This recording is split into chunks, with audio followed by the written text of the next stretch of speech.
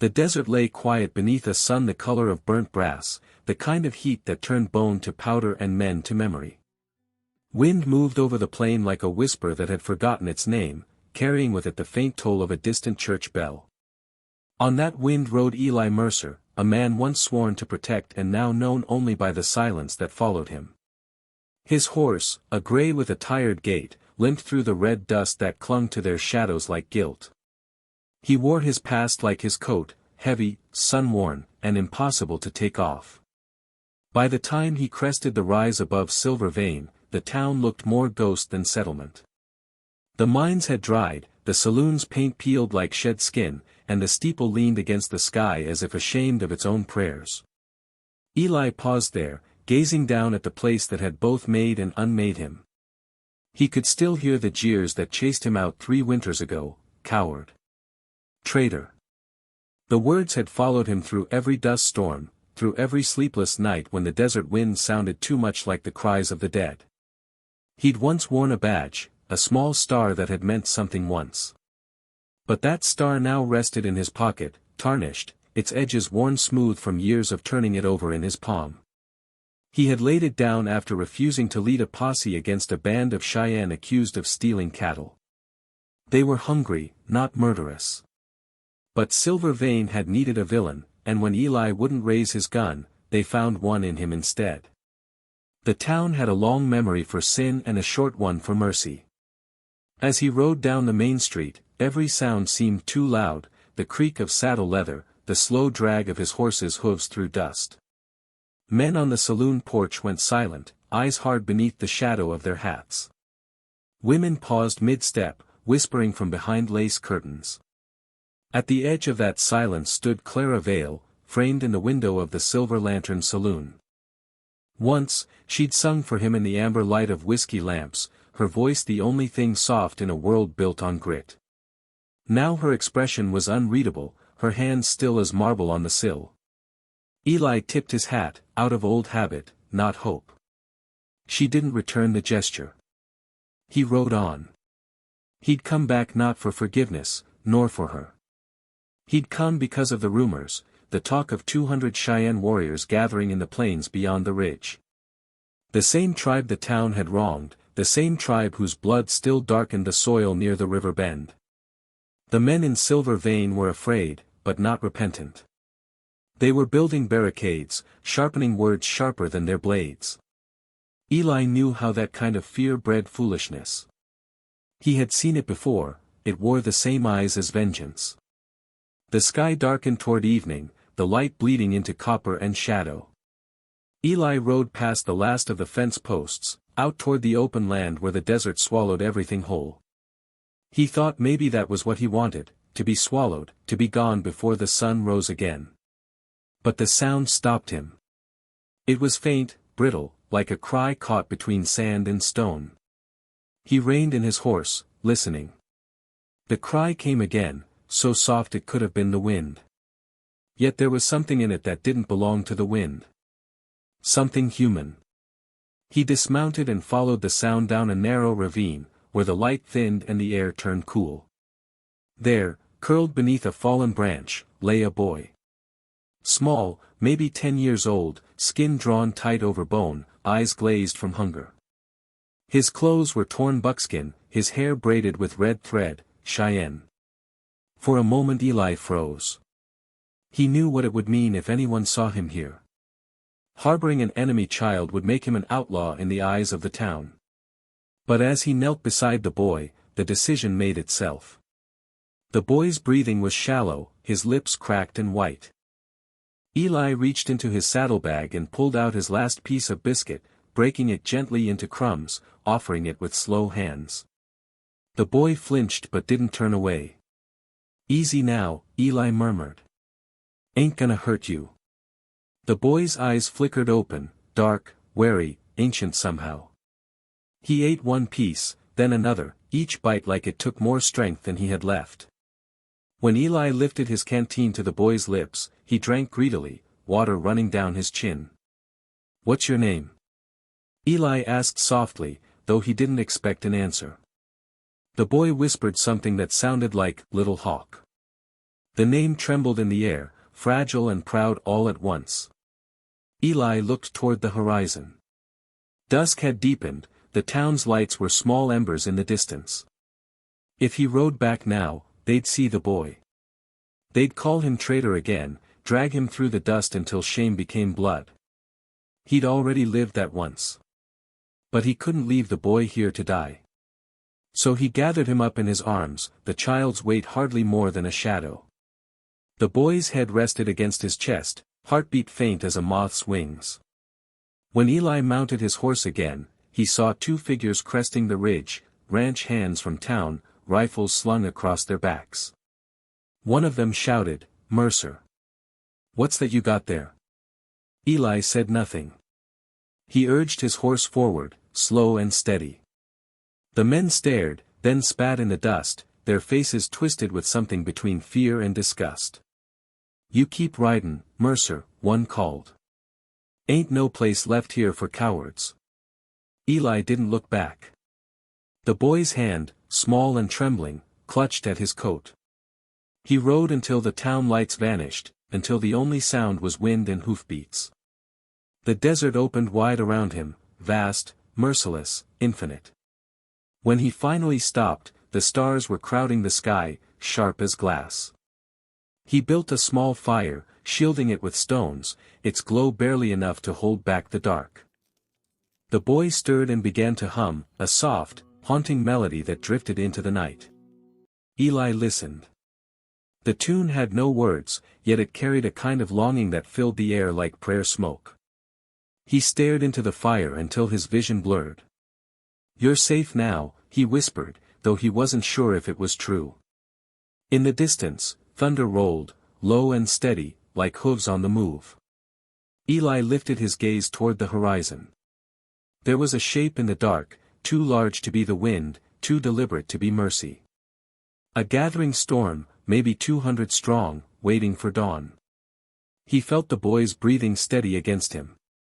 Somewhere deep in his chest, something long silent began to stir, an old, painful thing that felt almost like purpose. The night pressed close, listening. Morning rose with a pale and bruised light, leaking over the ridges like a secret the earth didn't want to tell. Eli Mercer woke to silence broken only by the faint crackle of dying embers and the steady breath of the boy sleeping beside him. The air smelled of rain and dust, that uneasy mix the desert made before trouble came. His horse shifted, ears twitching toward the horizon. Somewhere out there, the storm of hooves he'd heard last night was still coming. He brushed the ash from his hands and stood, feeling the ache in his back, the stiffness in his knees, the cost of years spent running from everything that mattered. Little Hawk stirred and blinked up at him, his face smeared with soot but his eyes clear now, sharper than the night before. For a moment they only looked at each other, no words, no judgment. The boy trusted him. Eli could feel it like a weight, a fragile thing he didn't deserve but couldn't abandon. A hawk circled overhead, its cry slicing the morning stillness. Eli turned toward the faint shimmer of silver vein in the distance. Smoke curled from chimneys already, though the day hadn't yet begun in earnest. He knew the town wouldn't stay quiet long. They'd heard. They'd seen. And the law, such as it was, would come looking soon. He poured the last of his water into the boy's cupped hands. "We can't stay here," he said. "They'll come for you by sundown. Maybe for me, too." The boy tilted his head, uncomprehending, but the tone was enough. He clutched Eli's sleeve and nodded once, solemn. By noon, they were riding hard across the open plain, the sun hammering down and the wind rising like an omen. Eli's thoughts swirled with fragments of things left unsaid, Clara's face at the window, the townsfolk's whispers, the ghost of his badge pressing cold against his thigh through the pocket. He didn't know what he was heading toward, only what he was leaving behind. Redemption, he'd learned, wasn't something a man could find in a church or a bottle. It had to be walked toward, mile by punishing mile. By late afternoon they reached Crimson Mesa, the land lifting into jagged stone and wind-worn cliffs. It was a sacred place once, Eli remembered, a place the Cheyenne came to bury their chiefs, to speak to the wind. He'd patrolled near here in another life, before the bloodshed, before the guilt had carved him hollow. Now it felt like standing at the edge of his own reckoning. He set the boy down in the shelter of a rock face and built another small fire, careful and quiet. "This is where we wait," he murmured. The boy nodded, sitting cross-legged, eyes fixed on the sky. Somewhere out there, Eli knew, scouts had already seen them. He didn't bother to hide. As the sun fell, the air changed. The sound came first, distant, rhythmic, like a heartbeat magnified by the land. Then the dust, rising from the horizon in a vast and living cloud. 200 riders, maybe more, their silhouettes cutting against the dying light. The Cheyenne warriors approached with a terrible grace, their horses painted, feathers glinting like shards of flame. Eli stood, hat in hand, his heart pounding slow and heavy. Little Hawk rose beside him, small but unshaken. When they stopped, the silence was immense. A single rider broke from the front ranks and approached. He was tall, his hair streaked with gray, his face carved by both sorrow and dignity. His name was Iron Cloud, a name Eli remembered whispered in old campfires long ago. Eli stepped forward. "The boy was starving," he said, his voice raw. "I found him half dead in the ravine. I figured he belonged to you." Iron Cloud's gaze shifted to Little Hawk, who stared back, then to Eli again. "Why?" he asked in halting English, the word thick with disbelief. Eli didn't answer right away. How could he explain the years of silence, the weight of shame that had followed him like a second shadow? Finally, he said, "Because I once stood by while men did wrong. This time I ain't standing." The air tightened between them, humming with something larger than words.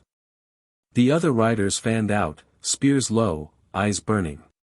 Eli felt the boy's small hand grip his coat again, trembling.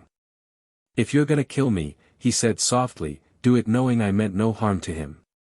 Only good." Iron Cloud dismounted, boots sinking into the red sand. For a long, unbearable moment, he studied Eli, this broken man with dust in his beard and ghosts in his eyes. Then he reached for the boy, drawing him close. Little Hawk pressed his face into the chief's chest, and something like peace flickered across the warrior's face. "You are not our enemy," Iron Cloud said at last. His voice was low, almost reverent. "The land remembers mercy when men forget." Eli let out a breath he didn't realize he'd been holding. The warriors lowered their weapons. One of them stepped forward and handed him a water skin. Eli took it, nodding, too moved for words. For a long while, no one spoke. The only sound was the wind, soft against the stones, whispering through the canyon like a hymn. When the riders turned to leave, the boy hesitated. He looked back once at Eli, his eyes shining in the fading light. Then he raised a hand, small and sure, and said something in Cheyenne that Eli couldn't understand but somehow felt in his chest. A farewell. A blessing. A promise. Eli stood alone until the dust swallowed them whole. The plain stretched out before him, endless and indifferent. He thought of Silver Vein, of the people hiding behind their barricades, waiting for a war that would never come. He wondered if Clara still watched from her window, lantern burning through the night. When he returned days later, no one stopped him. The streets were quiet, emptied by fear or shame. Only Clara waited at the saloon door, a soft light behind her. She didn't speak as he approached. She simply lifted her chin and met his gaze, something unspoken passing between them, recognition, maybe forgiveness. He reached into his pocket and took out the tarnished badge. For a long time, he stared at it in his palm, the metal dulled by dust and years. Then, gently, he set it on the porch rail. It gleamed faintly in the lamplight before catching the wind and falling into the dust below. Clara's eyes softened. "You came back," she whispered. Eli looked past her toward the horizon, where the first light of dawn was just beginning to break. "No," he said quietly. "I finally stopped leaving." The wind rose again, carrying the scent of rain. Somewhere beyond the town, thunder rolled, a far-off echo of hooves fading into peace. And for the first time in years, Eli Mercer felt the desert breathe.